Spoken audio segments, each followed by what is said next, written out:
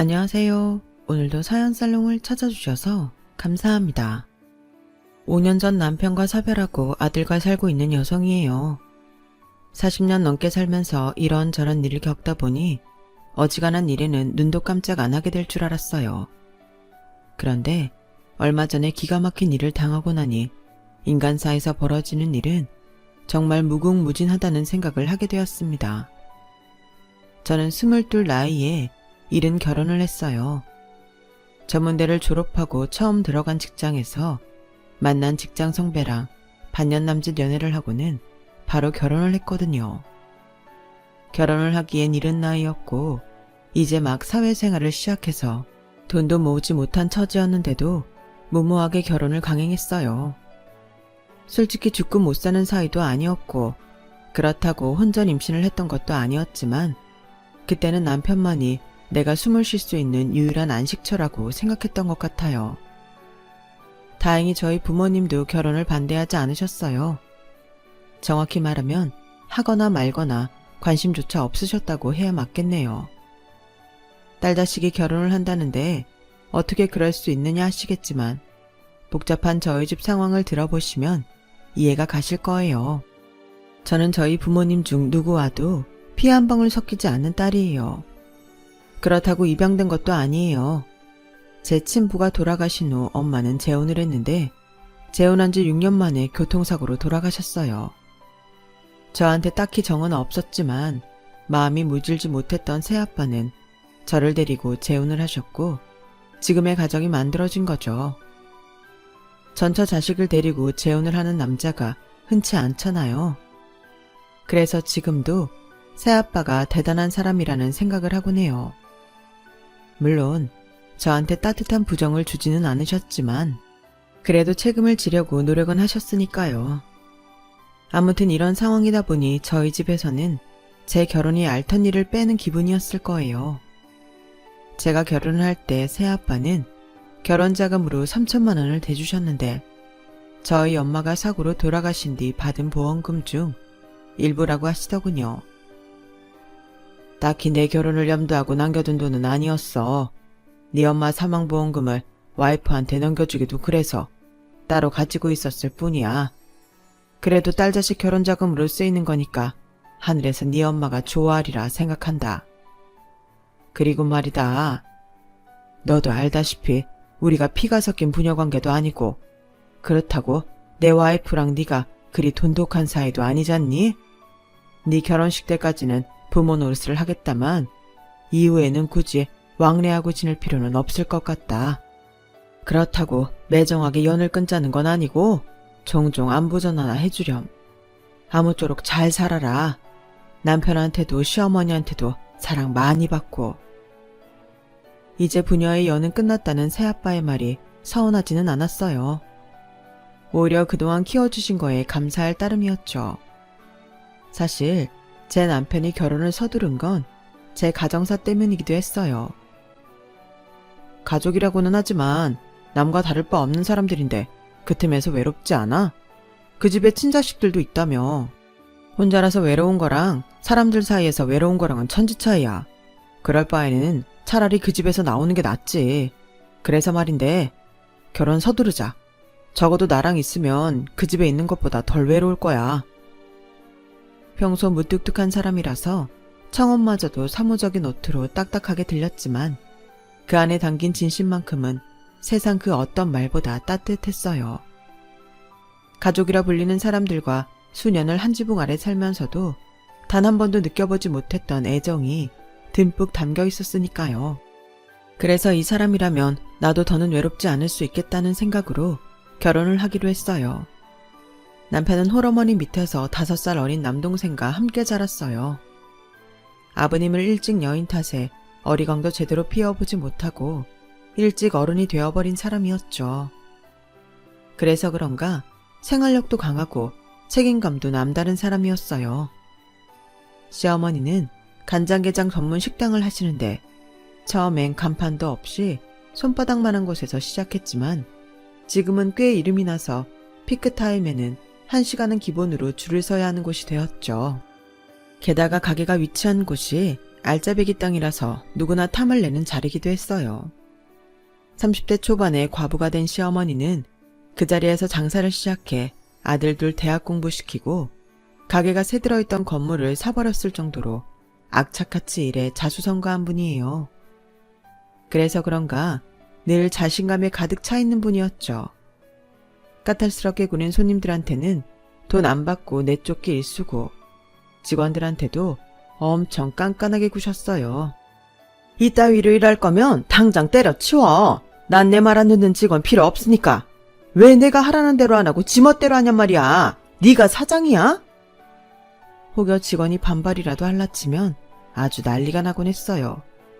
글쎄, 입 닫고 내 말만 들어. 내가 다 알아. 내가 간장게장 하나 팔아서 이 건물을 산 사람이야. 뭘 알고 떠들라고. 왜 그런 말이 있잖아요. 직장 상사 중에 제일 골치 아픈 사람이 툭 하면 내가 다 알아. 내 말대로 해. 이런 소리 하는 사람이라고요. 자신의 경험이 과학적인 분석보다 월등하다고 믿는 사람들 말이에요. 내가 이 방식으로 성공했으니 이게 최선이라는 독선에 빠진 위험한 인물들이죠. 저희 시어머니가 바로 그런 분이었어요. 시대가 변하면 분명히 바뀌어야 하는 부분도 있기 마련인데 시어머니한테는 씨알도 안 먹히는 소리였죠. 그렇다 보니 가게 직원들이 수시로 바뀌곤 했어요. 주방에 계신 참모 이모님을 제외하면 5년 이상 된 직원이 하나도 없을 정도였어요. 그나마 참모 이모님은 가게를 시작하던 때부터 시어머니와 함께한 분이라서 시어머니의 불같은 성격을 받아주고 계셨죠. 함께한 시간이 있어서 참는 거지 안 그랬으면 나도 진작에 나갔어. 처음 가게 시작했을 때만 해도 사람이 참 숫기도 없고 조용조용했는데 장사하면서 하도 더러운 꼴을 많이 봐서 그런가 지금은 아주 독불장군의 싸움닭이 돼버렸다니까. 이게 다 자식 둘 키우느라 풍파에 시달려 그런 거 아니겠어? 따지고 보면 불쌍한 사람이지. 참모 이모님은 제가 어머님 성격에 마음 상할 때마다 저를 다독여 주셨어요. 생각해보면 어머님이 간장게장 담그는 솜씨가 좋아서 장사가 잘 되기도 했지만 옆에 좋은 분이 계셔서 힘든 장사를 오래 버텨오신 게 아닌가 하는 생각이 들었어요. 결혼을 약속하고 얼마 뒤 시어머니를 뵙기로 했어요. 그런데 바로 전날 갑자기 약속을 취소하자는 연락을 받았지 뭐예요. 어떡하지? 갑자기 단체 예약이 들어와서 어머니가 자리를 비울 수 없으시다 그러네. 인사드리는 건 좀 미뤄야겠다. 어머님을 모시라고 한식당을 예약해둔 터라 저는 서둘러 예약부터 취소했어요. 그런데 다음날 모르는 번호로 전화가 걸려온 거예요. 제 전화번호를 어떻게 하셨는지 어머님이 직접 전화를 하셨더라고요. 야, 너 좀 가게로 와라. 어차피 오늘 서로 얼굴 보려고 날 잡은 거 아니니? 네가 이리로 와서 얼굴 보여주고 가. 윤석이한테 날릴 거 없다. 혼자 와라. 그렇게 느닷없는 호출을 받고 달려간 저는 인사를 하자마자 어머님이 건네주신 앞치마를 메고 서빙을 시작했어요. 생전 처음 하는 식당 서빙이라서 어리둥절하긴 했지만 어머님께 잘 보이고 싶은 마음에 몸 안 사리고 열심히 움직였죠. 그 바람에 기껏 차려입고 간 옷 곳곳에 음식 얼룩이 텄고 한여름도 아닌데 온몸은 땀으로 범벅이 되었어요. 그렇게 3시간가량 정신없이 손님을 치르고 나니 가게는 언제 그랬냐는 듯이 손님들이 싹 빠져나가서 조용해지더군요. 그제야 자리에 앉아 숨을 돌릴 수 있었어요. 그런 제게 어머님은 자판기 커피를 건네주시며 그러시더군요. 네가 그래도 일머리가 없진 않구나. 처음 하는 일치곤 빠릿빠릿하기도 하고 사람이 부지런하고 일마리가 있으면 어디 가서 굶어 죽지는 않는다. 이건 오늘 일당이다. 아니에요. 별로 한 일도 없는걸요. 그냥 넣어두세요. 나 같은 말 여러 번 하는 거 싫어한다. 받아. 오늘 입고 온 옷 반찬 국물 들어서 못 입을 거 아니냐. 옷 사 입어라. 엄마가 주는 용돈이야. 순간 엄마라는 말에 저는 정신이 멍해졌어요. 그러자 옆에 있던 참모 이모님이 대뜸 그러시더라고요. 우리 형님이 맏며느리감이 마음에 드셨나 보네. 얼른 받아요. 안 그러면 우리 형님 또 버럭 화낸다니까. 상대하기 까다로운 분일 것 같던 시어머니는 단번에 저를 며느리로 받아주셨어요. 그런데 인사를 마치고 집으로 돌아와 돈봉투를 열어보니 세상에 10만원짜리 수표가 10장이나 들어있지 뭐예요. 이렇게 큰 돈을 받아도 되나 걱정이 돼서 남편한테 전화를 했더니 뭐가 좋은지 한참을 웃고서는 이러는 거예요. 그냥 받아. 어머니께서 자기 마음에 드셨나 보네. 우리 어머니 돈 앞에서는 부모 자식도 없는 분이야. 그런 사람이 수표를 10장이나 주셨다는 건 자기를 꽤 많이 생각하신다는 의미니까. 도대체 우리 어머니를 어떻게 구워 삶은 거야? 성격이 보통 아니신 분인데. 그 말을 들으니 내심 기분이 좋았어요. 제 가정사를 아시고도 저를 마음에 들어 하신다는 게 의아하기도 했고, 무엇보다 제게 하셨던 엄마라는 말에 든든한 아군을 만난 기분까지 들었거든요. 하지만 그때는 몰랐어요. 시어머니한테 며느리는 평생을 함께해도 자식이 될 수 없다는 걸요. 제가 너무 부모정에 굶주려 있어서 쉽게 마음을 내드린 거였어요. 혼수랑 예단은 아빠한테 받은 3천만 원과 제가 적금을 들어두었던 1,000만 원을 합해서 준비했어요. 신혼집은 어머님이 시댁 근처에 전셋집을 얻어주셨고요. 결혼식에 참석했던 새아빠와 새엄마는 신혼여행에서 돌아오는 저희 인사도 받지 않으셨어요. 이제 남남이라는 걸 확인하게 된 순간이었죠. 그렇게 친정 식구들과 연을 끊게 된 제게는 이제 남편만이 유일한 가족이 되었어요. 그동안 내 가족은 내 의지와는 상관없이 만들어진 거였지만 남편과 함께 꾸려나갈 내 가족은 내 의지대로 온전히 만들겠다 결심을 했어요. 그래서 처음 임신을 했을 땐 이제야 완벽한 내 가족이 만들어지는구나 하는 생각에 그렇게 기쁠 수가 없었어요. 하지만 임신 3개월도 안 돼서 자연 유산을 하게 되었고 그제야 가족을 꾸리는 게 쉬운 일이 아니라는 걸 알게 되었죠. 유산을 하고 상실감으로 한창 힘들어할 때 제게 힘이 되어준 건 시어머니였어요. 네 탓할 거 없어. 처음부터 인연이 아니었던 거지. 아직 젊은데 기회가 없겠니? 자식은 갖는 것도 힘들지만 낳는 거랑 키우는 건 더 힘든 거다. 다음에 임신하거든 다시는 잃지 않도록 조심해라. 그럼 되는 거야. 죄송합니다, 어머님. 죄송하면 밥 좀 제대로 먹어. 어떻게 몸에 살은 없고 뼈만 있냐? 이래서야 애가 들어서도 문제다. 애는 애미 영양분 먹고 사는 건데 네 몸에 먹을 게 있긴 하겠냐? 입맛이 없어도 밥맛으로라도 먹어라. 먹고 싶은 거 있으면 참지 말고 윤석이한테 말하고 파는 음식이 싫으면 내가 만들어주마. 새애기 너 뭐가 먹고 싶냐? 순간 저도 모르게 입에서 떡볶이라는 말이 툭 튀어나왔어요. 파는 떡볶이 말고 집에서 한 떡볶이가 먹고 싶어요. 어머님은 제 얼굴을 빤히 바라보시더니 자리를 털고 일어나셨어요. 그리고는 잠시 뒤 떡볶이 재료를 잔뜩 사들고 오셨어요. 제가 어떤 떡볶이를 좋아할지 몰라서 밀떡이랑 쌀떡, 떡국떡까지 사오셨더라고요. 그리고는 저희 엄마가 해주시던 떡볶이가 어떤 맛이었는지를 물어보시더니 순식간에 뚝딱 만들어주셨어요. 물론 저희 엄마표 떡볶이와는 확실히 달랐지만 흉내를 내시려고 노력한 어머님의 정성 탓인지 그날 먹은 떡볶이는 제 인생에서 먹어본 떡볶이 중 최고였어요. 어머님의 떡볶이로 유산의 아픔을 위로받은 저는 이듬해 저희 아들을 임신했어요. 한 번의 아픔이 있던 터라 이번에는 임신 초기부터 출산 전날까지 엄청 몸을 사리며 조심을 했죠. 그리고 드디어 무사히 아들을 출산하게 되었어요. 출산 후 복직을 할 생각이었던 저는 3-7일 이후부터는 몸 만들기를 시작했어요.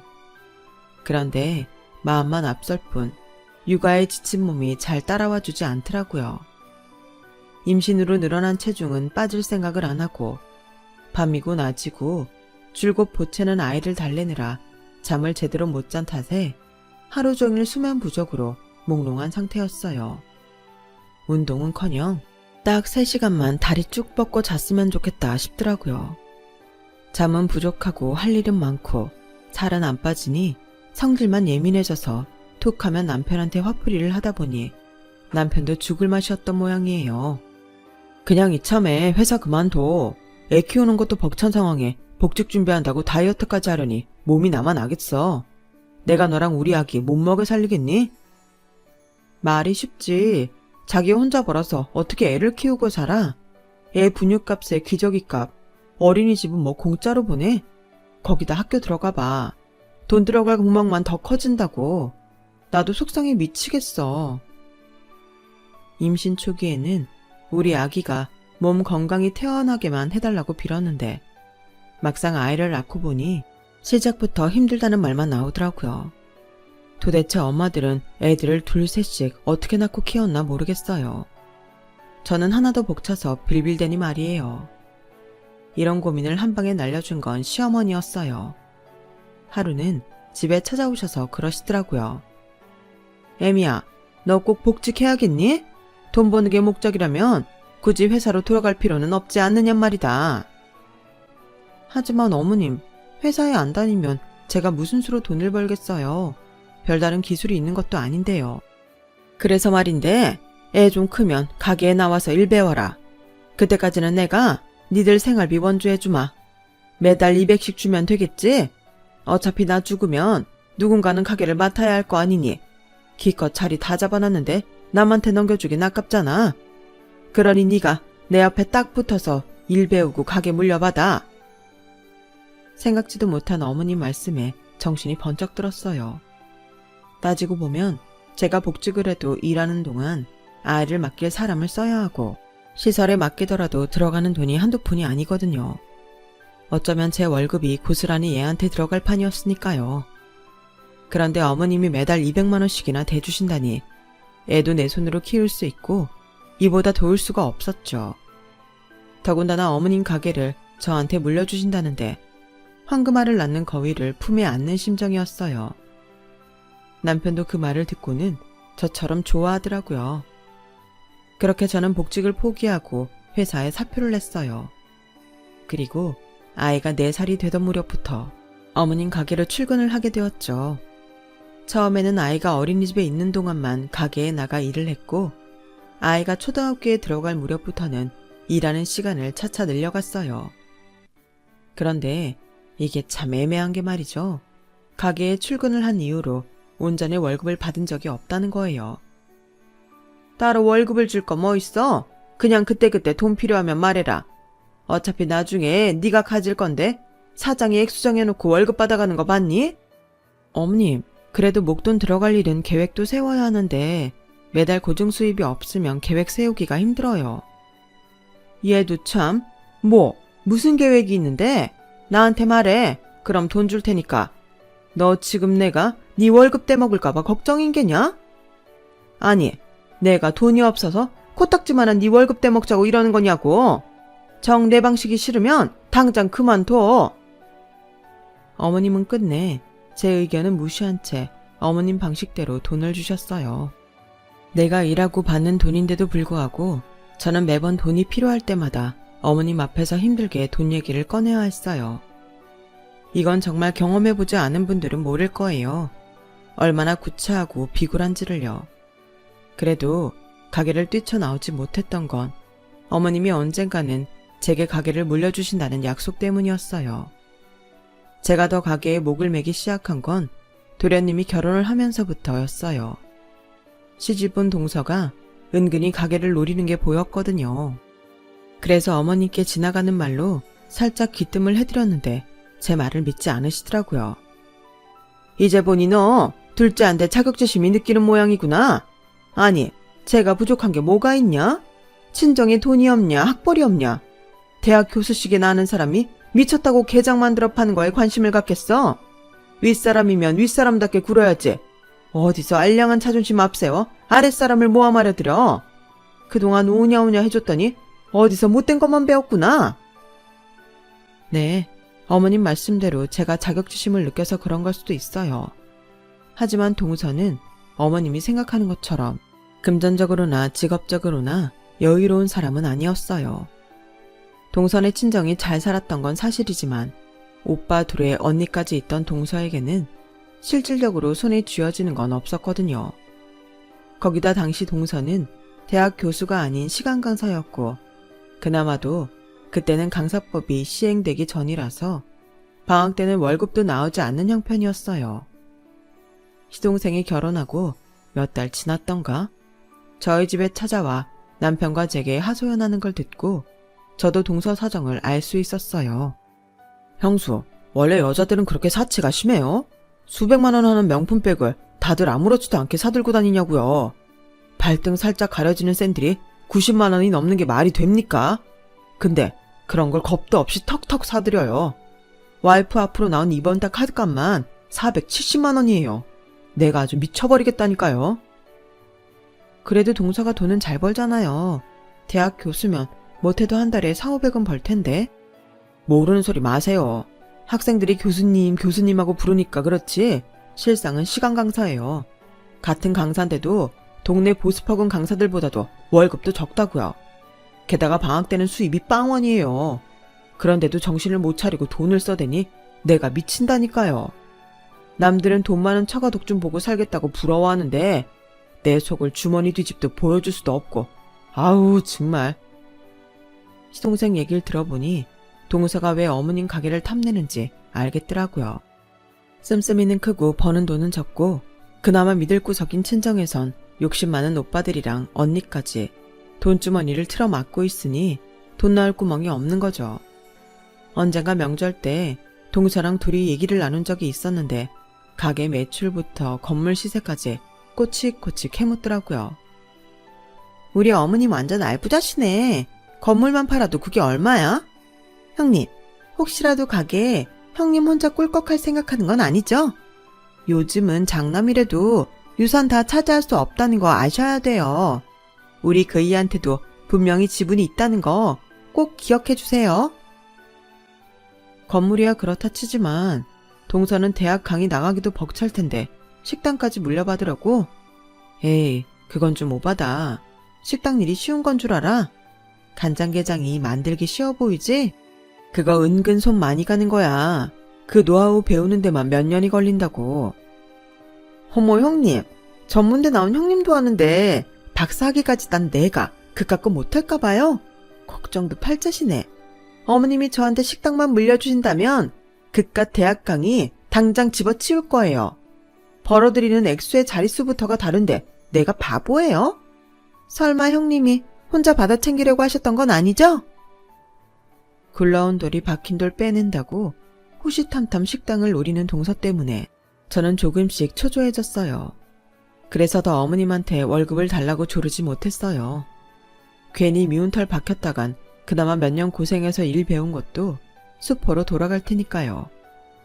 이런 제 마음도 모르고 남편은 어찌나 천하태평인지 제 속만 문드러졌죠 뭐. 과연 어머니가 며느리들한테 식당을 물려주실까? 내가 보기엔 당신이나 재수씨나 헛물 켜는 것 같은데 말이야. 그게 무슨 소리야. 지금까지 내가 어머님 밑에서 얼마나 고생하며 일을 배웠는데 월급이나 제대로 주셨어? 툭하면 나중에 다 네 거 되는데 그깟 몇 푼 안 되는 월급 타령한다고 면박이나 주셨지. 그래놓고 동서한테 홀랑 넘겨주시면 나 정말 가만 안 있을 거야. 당신도 그땐 확실히 해야 돼. 그때까지만 해도 남편이 제 방패가 되어줄 거라는 생각이 있어서 크게 걱정은 하지 않았어요. 하지만 세상 일은 정말 모르는 거더라고요. 아침에 멀쩡히 출근했던 남편이 퇴근길에 쓰러졌다는데 병원에 달려가 보니 의식조차 없더라고요. 그렇게 일주일을 중환자실에서 보낸 남편은 허무하게 세상을 떠나고 말았어요. 39에 남편을 잃고 과부가 된 저는 뒤이어 폭풍처럼 휘몰아치는 사건들 앞에 망연자실할 수밖에 없었어요. 장례식 내내 큰아들의 죽음에 목 놓아 울던 시어머니는 이게 다 제가 아홉수라서 남편을 잡아먹은 거라고 제 탓을 하셨어요. 그리고는 재수없다며 식당에도 나오지 말라고 하시더군요. 어머님, 저한테 왜 그러세요? 저 정말 야속해요. 어머님도 자식을 잃으셨지만 저도 하나뿐인 남편을 잃었어요. 그런데 어쩜 어머님 아픔만 생각하시고 제 아픔은 생각 안 하세요? 남편 잡아먹은 년이 입은 터졌다고 말은 잘한다. 네 아홉수 때문에 생때 같은 내 아들이 죽었는데 뭐가 야속해. 넌 딴 남자 만나 제가 하면 그만이지만 난 억만금을 주고도 내 자식 못 찾는다. 아유, 내 팔자야. 남편 앞서 보낸 것도 억울한데 아들까지 먼저 보내다니. 맏며느리 하나 잘못 들여서 귀한 내 새끼 명줄 잘랐네. 아이고, 분통하고 억울해라. 따지고 보면 어머님 당신도 아홉수이긴 마찬가지면서 제 탓만 하시니 정말 기가 막혔어요. 그동안 일했던 월급도 제대로 주지 않았던 시어머니는 제게 가게를 물려주겠다는 약속을 손바닥 뒤집듯 뒤집고 저 대신 동서를 가게로 불렀어요. 누군가의 불행이 나에겐 기회가 될 수 있다더니 동서가 그 기회를 잡게 된 거죠. 당장 아들과 함께 먹고 살 길도 막막했던 저는 지푸라기라도 잡는 심정으로 어머님 가게를 찾아갔어요. 어머니, 가게는 저한테 주시기로 하셨잖아요. 지난 15년간 어머님 밑에서 온갖 허드렛 일 다 하고도 월급도 제대로 못 받고 일했는데 이제 와서 이러시면 어떡해요.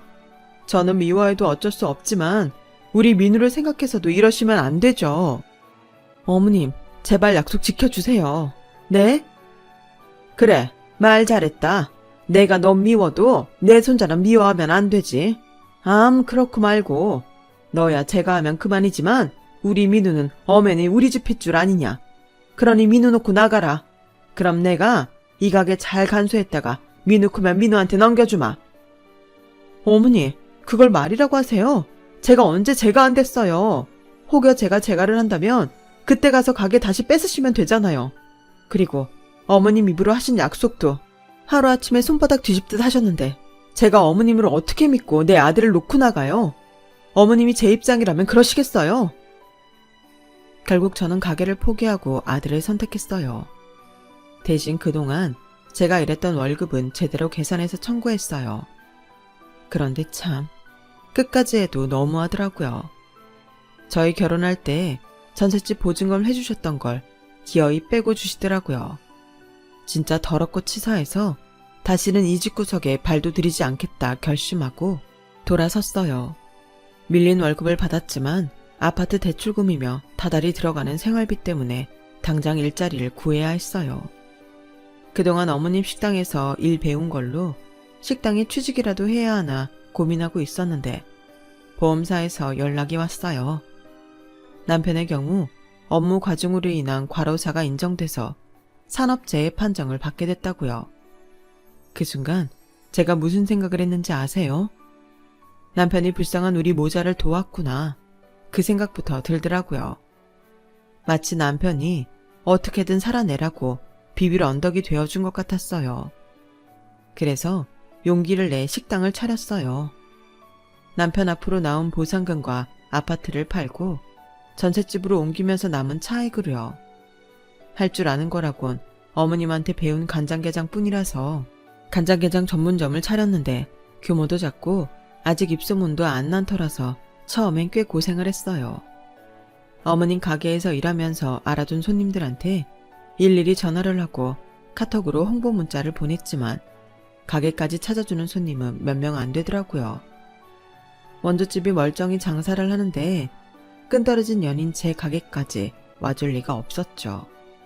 하지만 하늘이 무너져도 솟아날 구멍이 있다고 모 배우 한 분이 저희 집에서 점심 식사를 하시곤 SNS에 해시태그와 함께 가게 사진을 올려준 덕에 손님들이 하나둘 찾아오기 시작했고 때마침 아들 녀석이 SNS에 계정을 만들어 가게 홍보를 해줘서 젊은 나이대 손님도 많이 늘게 되었어요.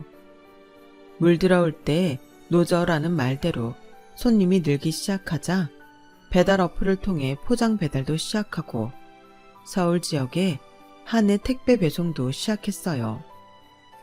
그렇게 5년이 지난 어느 날 어머님 가게에서 일하던 참모 이모님이 가게로 찾아오셨더라고요. 저를 내쫓고 이듬해던가 풍을 맞은 시어머니는 일선에서 물러나고 동서가 가게를 맡아 하기 시작했는데 게장 맛이 전과 같지 않아서 손님들이 다 떨어졌다고 했어요. 저희 집으로 예전 단골 손님이 유입되기 시작한 것도 그 즈음이었으니 어찌됐던 간에 제가 동서의 불행을 틈타 행운을 얻은 셈이니 했네요. 둘째 며느리 아주 못쓰겠어. 형님이 쓰러지자마자 바로 건물 명의부터 바꾸려 들더라고. 근데 자기 시어머니가 보통 사람이야? 어디다 숨겼는지 인감이랑 건물 문서를 감쪽같이 숨기고는 죽어도 안 가르쳐주지 뭐야. 그 바람에 둘째 아들이랑 둘째 며느리가 가게며 집이며 건물 곳곳을 이잡듯 뒤졌는데 결국 안 나왔잖아. 그러느라 가게 일에 신경도 안 써서 결국 지난달에 가게 문 닫았어. 그 바람에 나도 이제 백수 됐잖아. 그쪽 집하고는 통 연락을 안 해서 그간 사정은 모르고 살았어요. 어쨌든 안 됐네요. 어머님도 그렇고 가게도 그렇고. 어머님이 어떻게 일군 가게인데 그렇게 허망하게 말아먹다니. 어떤 면에선 동서가 참 대단해요. 이모님, 혹시 일자리 구하시는 거면 저희 가게로 오실래요? 안 그래도 민우가 곧 분점을 차릴 예정인데 일손이 필요하거든요. 이모님이 와주신다면 한시름 놓을 것 같아요. 아유, 민우가 벌써 사장님이 되는 거야? 민우 군 복무할 때 형님 모시고 한번 찾아간 적이 있었는데 그땐 제대하면 복학할 예정이라고 하더니 학교는 그만뒀나 봐. 어머, 내가 그걸 왜 몰랐지? 군대 얘기하니까 이제야 생각이 나네. 민우 엄마야, 나 인감이랑 건물 문서 어디 있는지 알겠다. 민우한테 있었네. 형님이 몸도 제대로 못 가누면서 굳이 민우 면회를 가겠다고 하더니만 그걸 주려고 갔던 거였어. 참모 이모님이 돌아가시고 난 뒤 저는 아들을 불러 어머님 손가방에 대해 물었어요. 그랬더니 아들 녀석이 그날 밤 제 방에 들어와 누런 문서 봉투를 내밀었어요. 거기에는 어머님의 인감은 물론 건물 문서, 그리고 공증받은 유언장이 들어있더라고요. 유언장에는 은행에 맡긴 현금과 어머님이 살고 계시는 집, 가게 운영권은 둘째 아들 내외한테 주고 건물은 제 아들 녀석에게 준다고 명시돼 있었어요. 며느리인 제게는 끝까지 매정하시더니 그래도 핏줄인 손자는 끔찍이 생각하셨던 거예요. 참 지독한 핏줄 사랑이라는 생각이 들더군요. 그리고 얼마 전 어머님의 부고가 날아왔어요. 장례식이 끝나기가 무섭게 건물주 행세를 하려던 시동생과 동서는 건물이 제 아들 앞으로 남겨졌다는 사실을 알고는 불이 나게 달려왔더라고요. 이미 은행 예금 잔고도 다 털어먹고 어머님 집까지 저장 잡힌 상황이라 그들이 기댈 곳은 건물 하나뿐이었는데 그나마도 사라지게 되니 눈이 뒤집힌 거였죠. 아니, 진작에 집에서 쫓겨난 사람들이 이제 와서 어머님 재산을 탐내는 건 무슨 심보예요? 싫다고 뛰쳐나갔으면 죽이 되든 밥이 되든 당신들끼리 알아서 살 일이지. 병든 노인네를 꼬셔서 건물을 빼돌려? 형님도 그렇지. 게장집 잘 된다면서요. 그럼 게장이나 팔아먹고 살 일이지. 자식 앞세워 이런 짓까지 합니까? 암튼 나 이거 가만히 못 넘어가요. 당장 소송할 거야. 유류분 청구 소송이라도 해서 받아낼 테니까 알아서 해요. 동서, 박사학위까지 받은 사람이 참 무식하구나. 이미 건물보다 더 많은 돈이랑 가게 부동산을 받았으면서 무슨 유류분을 찾아먹겠다는 거야. 그래, 어디 소송해봐. 없는 살림에 소송 비용까지 털리겠다는데 누가 말리겠어? 어디 해봐. 할 수 있으면 하라고. 시동생 내외는 처음엔 날강도처럼 건물 내놓으라고 호통치더니 씨알도 안 먹히자 일부라도 떼어달라고 싹싹 빌더군요. 도련님이랑 동서는 어머님 유산 미리 땡겨받았으면서 이제 조카목까지 뜯어먹으려고 온 거야? 사람이 양심이 있어야지. 그 잘나가던 식당을 말아먹고 수십억에 달하는 현금이며 억대 집까지 털어먹기까지 걸린 시간이 단 5년이야. 어머님이 수십 년 동안 피땀 흘려 만든 재산을 5년 만에 까먹은 사람들한테 더 뭘 줘야 하는데. 남이 번 돈으로 쓰는 건 쉽지? 그러니까 이제부터는 자기 손으로 직접 벌어서 먹고 살아봐. 단돈 5만 원도 아까워서 벌벌 떨며 쓰게 될 테니까. 시동생 내외를 내쫓은 저는 한편으로 그때 시어머니한테 쫓겨나길 잘했다는 생각이 들었어요. 시댁에서 억울하게 쫓겨났기 때문에 더 일을 악물고 열심히 살아낸 것 같았거든요. 돈을 버는 게 얼마나 힘든지를 몸소 체득한 덕분에 제가 이룩한 지금의 성공도 더 값지게 느껴집니다. 앞으로도 더 열심히 살아가려 합니다. 지금까지 제 사연을 들어주셔서 감사합니다. 들어주신 분들 모두 꽃길만 걸으세요. 여러분, 사연 댓글에 응원과 현명한 조언 부탁드려요. 좋아요와 구독은 저에게 큰 힘이 됩니다. 오늘도 좋은 일 가득하세요.